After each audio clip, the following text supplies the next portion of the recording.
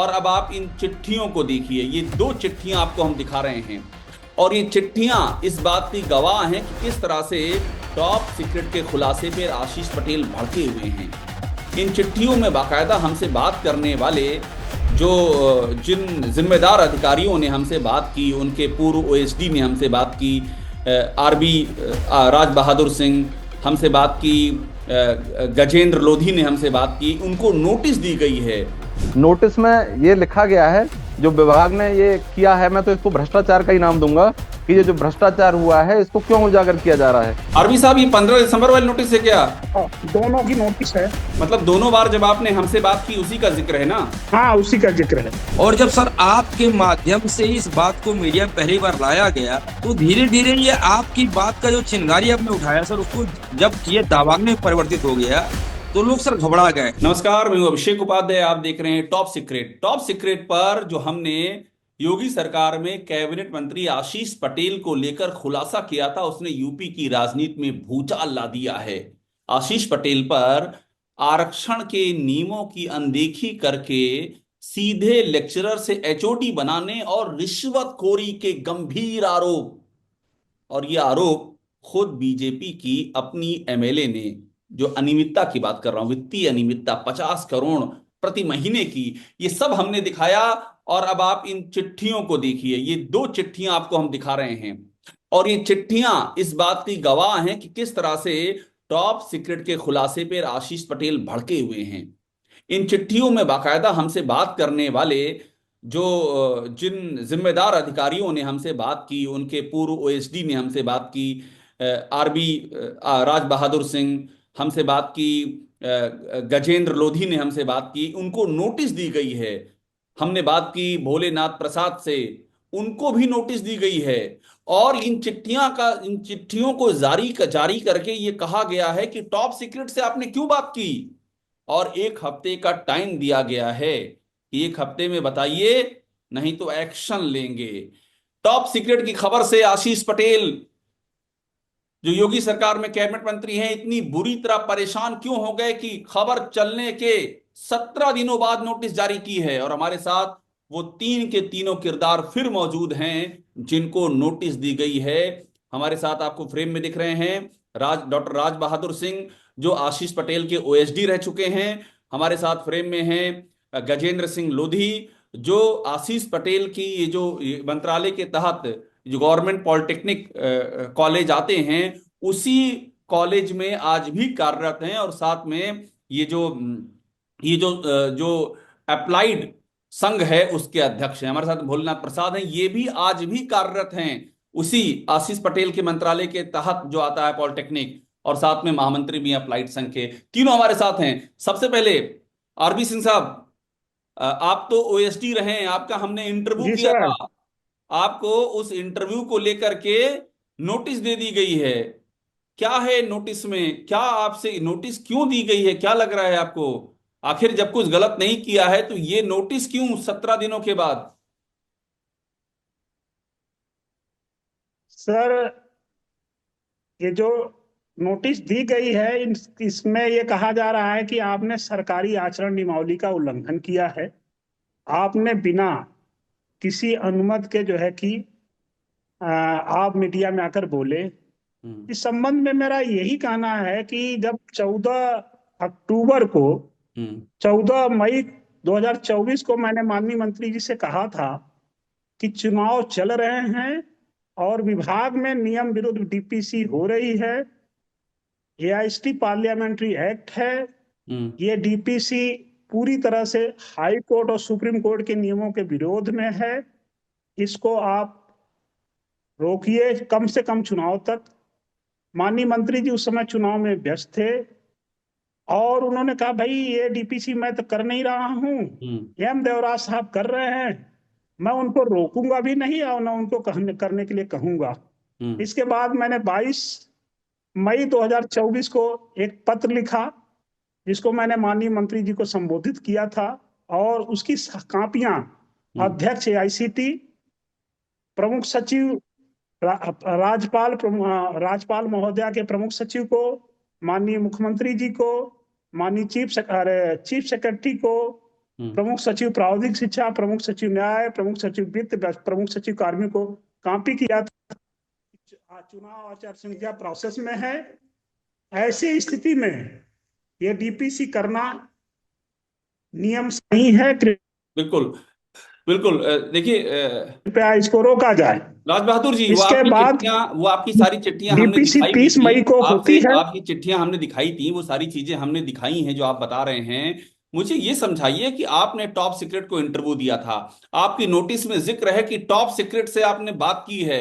उनको समस्या क्या है कि आपने अगर बात की है टॉप सीक्रेट से, आपने अपनी जो बातें कही हैं वो सारी बातें तो कागजों में हैं राज बहादुर जी। अब ये चीज मुझको समझ में नहीं आ रही कि हमने जो है कि कम से कम जो है कि 15 चिट्ठियां लिखी, 5 चिट्ठियां भारत सरकार को, 5 चिट्ठियां उत्तर प्रदेश सरकार को, 5 लोगों को नोटिस दिया है, 2 बार माननीय मुख्यमंत्री जी का जनता दरबार में गया। इसके बाद भी मेरी चिट्ठियों का जब जवाब नहीं आया और डीपीसी हो गई 9 दिसंबर 2024 को जब इसका रिजल्ट आया तो देखा गया कि डीपीसी 6600 में हुई है और रिजल्ट 9000 पेमेंट पर आया है। पूरे विभाग में फ्रस्ट्रेशन हो गया। तो हम लोगों ने जो है कि उस फ्रस्ट्रेशन के खिलाफ आवाज उठाई और माननीय मंत्री जी से और माननीय मुख्यमंत्री से अनुरोध किया कि अगर विभाग के अधिकारियों ने नियम विरुद्ध माननीय हाई कोर्ट, माननीय सुप्रीम कोर्ट के आदेश के बावजूद भी अगर गलत डीपीसी किए हैं तो इसको आप तत्काल रोकिए और जो लोग इसके नियम विरुद्ध डीपीसी के उनके खिलाफ कार्रवाई करिए। पता नहीं क्यों ये नोटिस दी गई है, हमारे क्वेश्चन का जवाब नहीं दिया जा रहा। विभाग में आज उसी के विरोध में सत्याग्रह हुआ है। हम सभी लोग सत्याग्रह में भाग लिए हैं। बिल्कुल। आरवी साहब, हमारे साथ में गजेंद्र सिंह लोधी भी हैं। एक तो मैं आप लोगों की हिम्मत की दाद दूंगा कि आप लोगों को बात करने के लिए, टॉप सीक्रेट से बात करने के लिए नोटिस दे दी है आशीष पटेल जो मंत्री हैं उनके विभाग ने। इसके बाद भी आप पूरे दमखम से अपनी बात रख रहे हैं। गजेंद्र जी, आपकी नोटिस में भी टॉप सीक्रेट का जिक्र है, क्या लिखा है उस नोटिस में? जी सर, सबसे पहले तो सर मैं आपको स्पष्ट कर दूं कि हम जो भी लोग यहाँ आपके चैनल पर बैठे हुए हैं, सरकारी सेवक होने से पहले, एक राजपत्रित संघ के अध्यक्ष होने से पहले हम इस देश के नागरिक हैं और हमारा ये कर्तव्य है, ये दायित्व है, अगर कुछ भी कहीं गलत हो रहा है तो हम उसको उजागर करें।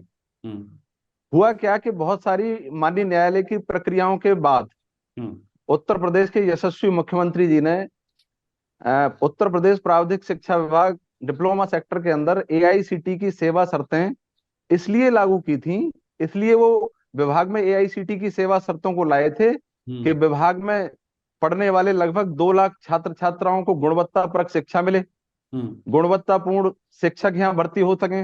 लेकिन यहाँ क्या किया विभागीय लोगों ने कि गुणवत्ता को तो रख दिया साइड में, ताक पे, और केवल जो एआईसीटी के वेतनमान जो कि विशिष्ट योग्यता और विशिष्ट अनुभव के साथ देय होते हैं उनको अडॉप्ट कर लिया। तो गजेंद्र जी, बड़ी ही ये नोटिस क्या डराने के लिए दी गई है क्या आप लोगों को?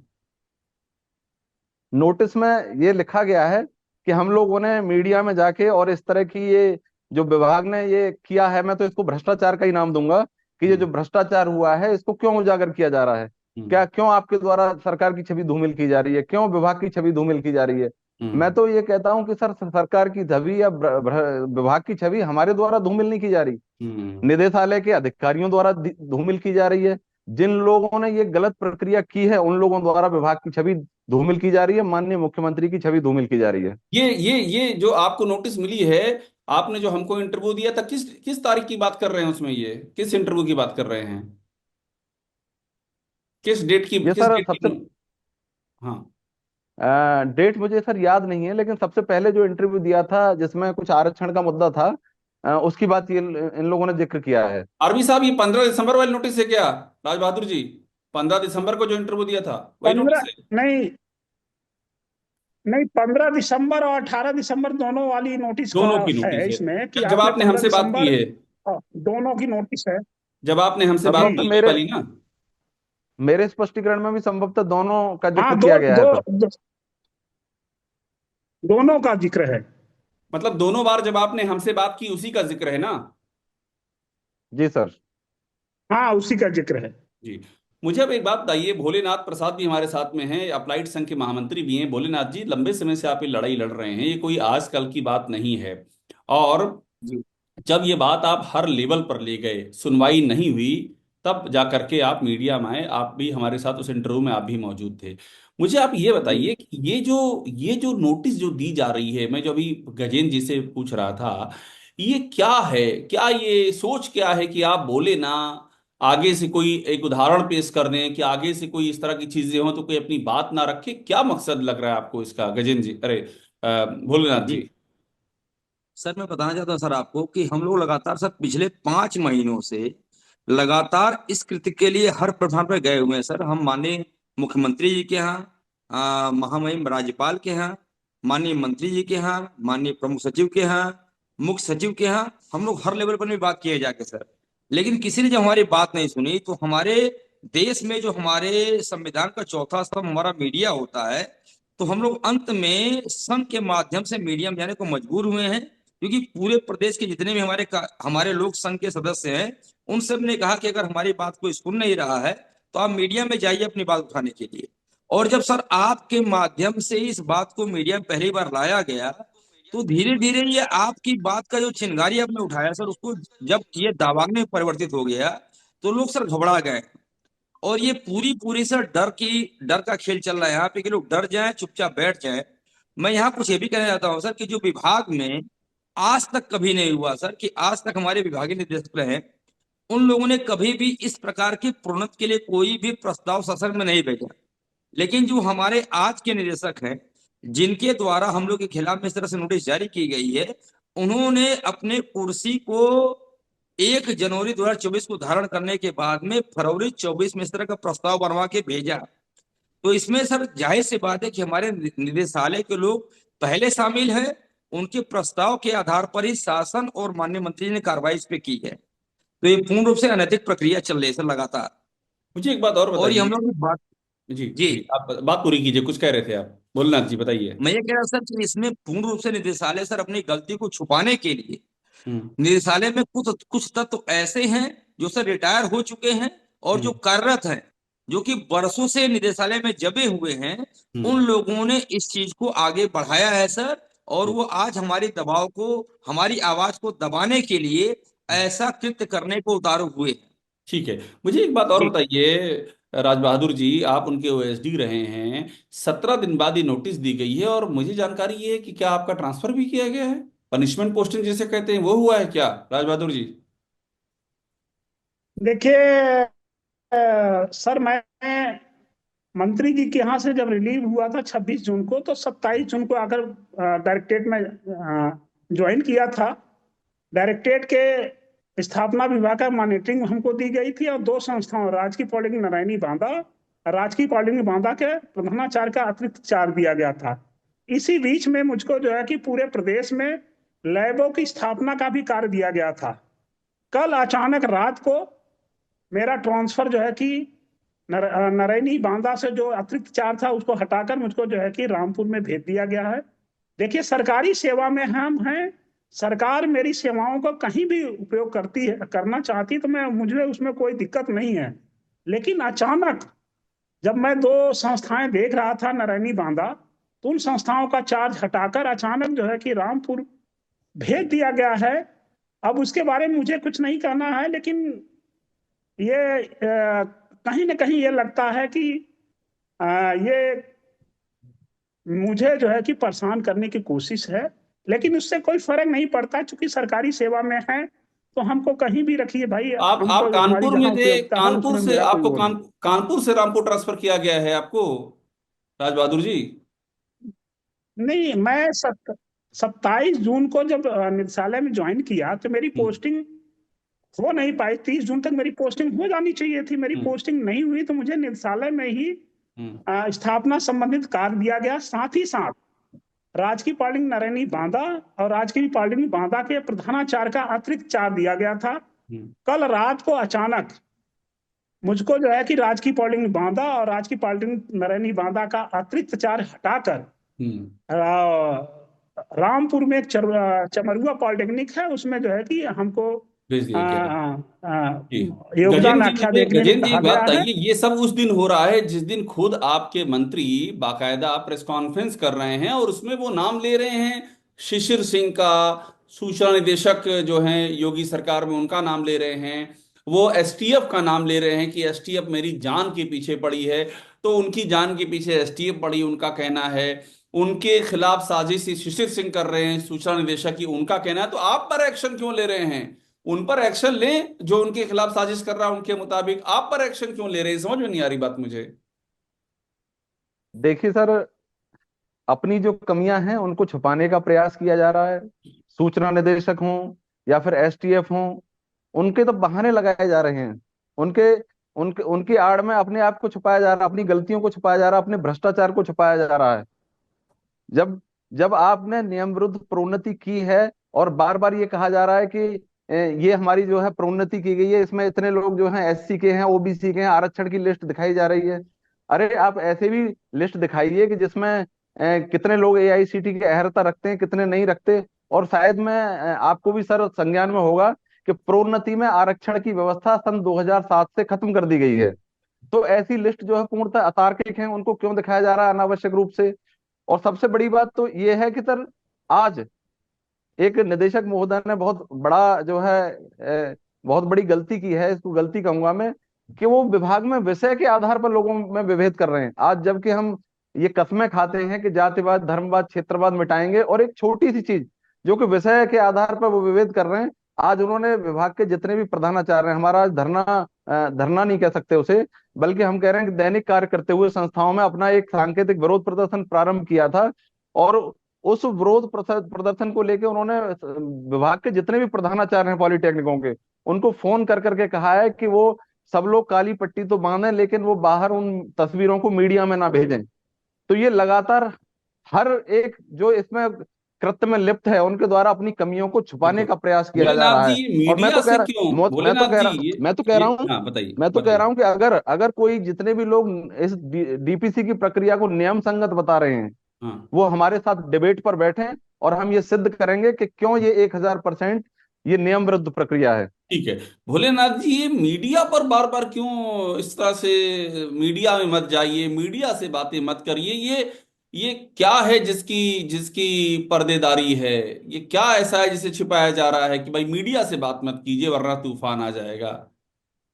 सर ये तो बात आप भी सर समझ रहे हैं सर, क्योंकि हमारा जो लोकतंत्र का चौथा स्तंभ है सर, जब वो सही बातों को उजागर कर रहा है सर, तो सबके अंदर डर आ गया है। क्योंकि ये सर आपके द्वारा शुरू की गई मुहिम सर, आज ये सर देशव्यापी आंदोलन बन चुका है सर। इस समय सर पूरे देश में कहीं ना कहीं उत्तर प्रदेश के प्राविधिक शिक्षा विभाग की लगातार बात की जा रही है सर कि आखिर में ऐसा क्या हुआ है।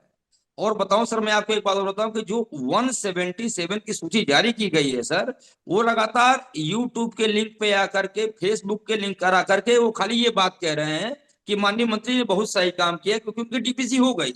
वो सर सीधे 2400 पे 9000 पहुंच गए, लेकिन कोई ये बात कहने को तैयार नहीं कि वो नियम कौन सा, किस नियम के तहत ये डीपीसी हुई है। मैं कह रहा हूं कि जो भी लोग इसका पक्षधर हैं, आके वो डिबेट खुली करें और ये बताएं कि आखिर में किस नियमावली से डीपीसी हुई है बिल्कुल, देखिए और यही बात, वेतनमान किस नियमावली से यही दिया बात गया है आप सर। भी कह रहे हैं, यही बात गजेंद्र सिंह भी कह रहे हैं। एक आप तीनों का बहुत धन्यवाद हमसे जुड़ने के लिए। आप लोगों ने थैंक यू सर। आपको नोटिस दी गई, इसके बाद भी हिम्मत रख करके अपनी बात कही है।